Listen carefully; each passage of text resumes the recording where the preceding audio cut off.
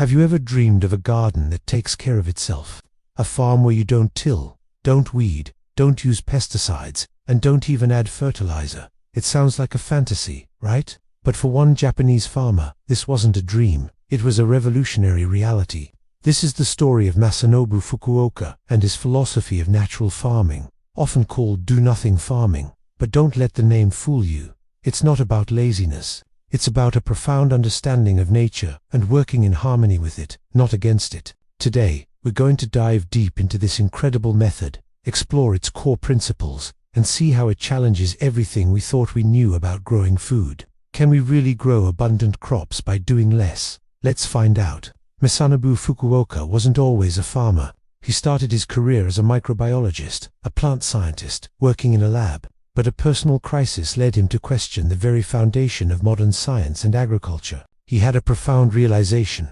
Humans, with all their advanced technology, were trying to improve on nature, but often, they were just creating more problems. He saw how modern agriculture was depleting the soil, polluting the water, and creating a constant battle against pests and weeds. He decided to leave his job and return to his family's farm with a radical idea. What if he just let nature take the lead? This began decades of experimentation on his small hillside farm on the island of Fukuoka. He didn't follow a pre-written manual. He learned by observing, by trial and error. His approach was guided by 4 key principles, the 4 no's of natural farming. The first is no tillage, or no plowing.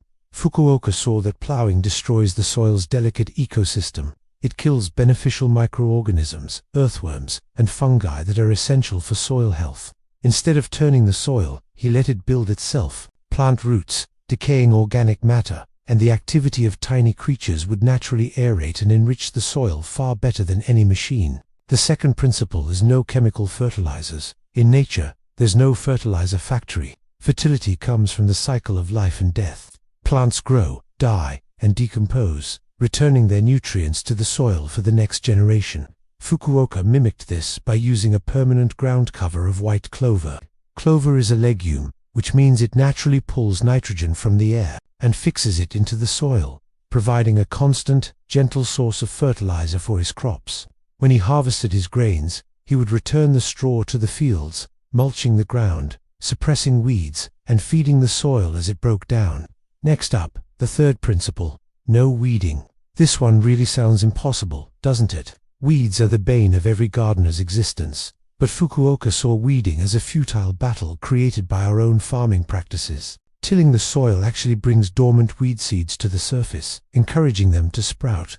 By not plowing and by maintaining a constant ground cover of clover and straw mulch, he suppressed weed growth. The few weeds that did manage to pop up were simply part of the diverse ecosystem, not a threat to be eliminated. He controlled them. He didn't wage war on them. And finally, the fourth principle, no pesticides or herbicides. Fukuoka believed that in a healthy, balanced ecosystem, pests and diseases largely take care of themselves. A diverse environment attracts a wide range of insects, birds, and predators that keep any one pest population from getting out of control. Spraying chemicals disrupts this balance, killing beneficial insects along with the pests and creating a vicious cycle where stronger chemicals are needed year after year. By fostering biodiversity on his farm, he created a resilient system that could defend itself. So what did this do-nothing farm actually look like in practice? Imagine a field that hasn't been plowed. A few weeks before the rice harvest, Fukuoka would walk through the fields and broadcast seeds for his winter crop, usually barley or rye, along with white clover seeds. The seeds would fall onto the soil beneath the standing rice. When the rice was harvested, the straw was cut and scattered right back onto the field as mulch. This mulch protected the new barley and clover seedlings, suppressed weeds, and retained moisture. The barley would grow throughout the winter. Then, in the spring, before the barley harvest, he would broadcast the next season's rice seeds directly into the standing barley. He used a clever technique of coating the rice seeds in little clay pellets. This protected them from birds and mice, and gave them a little head start when the rains came.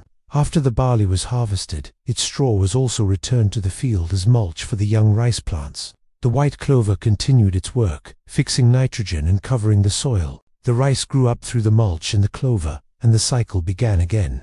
It was an elegant, self-sustaining system, a dance between different plants, the soil, and the seasons.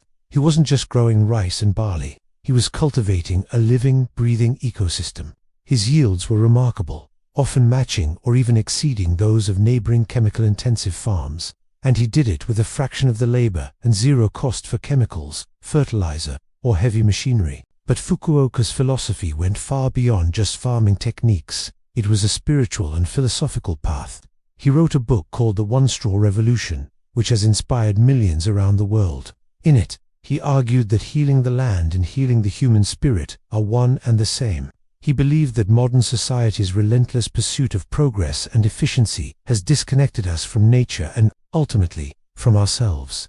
Natural farming, for him, was a way to reconnect. It's about paying attention, about humility, and about recognizing the immense wisdom embedded in the natural world. It's not about doing nothing, but about right action, doing only what is necessary and letting nature do the rest. Fukuoka's ideas were radical, and they still are. They challenged the entire industrial agriculture complex.